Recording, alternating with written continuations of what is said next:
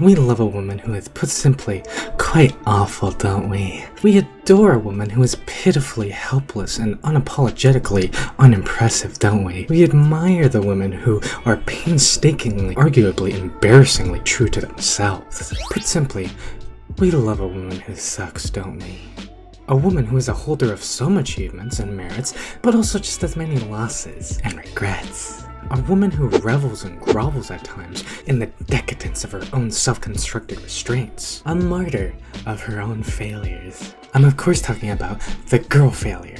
The concept that in recent years conjures praise, adoration, and unrelenting fascination by certain degenerate scientists and researchers, the demand and rise of these specimens simply cannot be denied. Girl failures of many different tangibilities and variants have surfaced, each with their own unique mannerisms, in which they uphold their lustful, failureful, flavorful presence. For example, the bedrotter, a variant that is a quite quaint subspecies, constantly known to ruminate and wallow in their pillow-riddled plush havens, obscured from the outside world, for hours on end, rotting in bed. Or the sultry rot-maxer, the one who doesn't bathe and wallows in the filth and pungent pheromones that they propulse and expulse.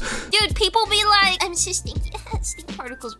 I love my stinky Oshi. I could peel my skin off in a freaking sleeve. Or the doom scroller, the one who fuels their already fleeting ambitions through constant stimulative reminders of the bleak, overbearing catalyst that we find ourselves engorged in. The gooner, the one who has lost all semblance of shame and dignity and is but a pawn, a mere toy for their lustful, depravacious forthcomings. The list goes on. But if there's one thing that all these women have in common that is universally binding between the lot of them is their sheer presence within the virtual space. Their reclusiveness, their inability to socialize and function among the coalition of normies, their minimal maintenance of themselves and their environment, and their overall pitiful demeanor. And yet, why do so many people, such as yourself, care for them so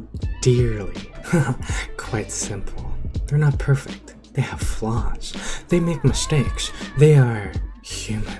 They are unashamedly themselves, for better or for worse. And during a time of seemingly curated perfection and faultless, errorless presentations, it's a breath of fresh air to see someone be a slight hint sucky-wucky. A woman who perhaps you can relate to on a more unspoken self-deprecating level. And in a way, by doing so, turn the negative depreciations into positive affirmations. Appreciation of authenticity, if you will. There's simply something so notably endearing about a woman being so honest with herself and the world. You like and appreciate their honesty and disposition, their strengths and their weaknesses, their joys and their sorrows, their metaphorical negative and positive attributes and subconscious counterparts coexisting harmoniously in a revitalizing, refreshing, rot-filled, moldy, mentally depreciating, sleepless concoction. It's also worth noting, this also has a male variant that is basically the same thing, alternatively called boy failures.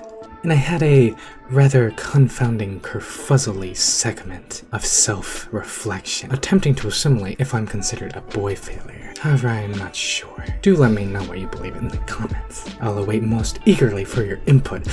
And with that, if you guys enjoyed this video, theoretically if you have watched this far, then you do enjoy my videos, feel free to leave a like, subscribe, to be just as deranged and loony and odd as I am.